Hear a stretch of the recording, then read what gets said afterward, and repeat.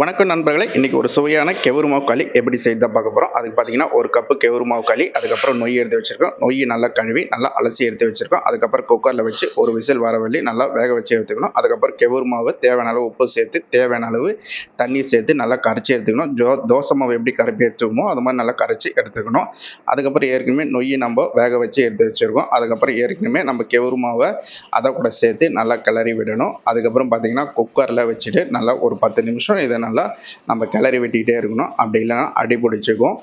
அப்புறம் பார்த்தீங்கன்னா ஒரு 10 நிமிஷம் நல்லா இதை வேக விடணும். பார்த்தீங்கன்னா அந்த கலரு நல்லா மாறணும். மாறி வந்துச்சுன்னா பார்த்தீங்கன்னா நம்மளுக்கு வெந்துருச்சுன்னு அர்த்தம். வேகும்போது நல்லா நம்ம கிளறி விட்டுக்கிட்டே இருக்கணும். கூடவே பார்த்தீங்கன்னா நம்ம வேர்க்கடலை சட்னி ரெடி பண்ணியாச்சு. இதுக்காக நம்ம தனியாக வீடியோ போட்டிருக்கோம், சேனலில் இருக்குது பாருங்கள். ரெடி ஆகிடுச்சு. இப்போ நம்ம உருண்டை பண்ணி நம்ம சர்வ் பண்ண வேண்டியதான். கூடவே நல்லெண்ணெய் சேர்த்து வேர்க்கடலை சட்னி நம்ம சேர்த்து சாப்பிட்டிங்கன்னா சுவையாக இருக்கும். மறக்காமல் லைக் பண்ணுங்கள். ஃபுல் வீடியோ சேனல் இருக்குது. நன்றி.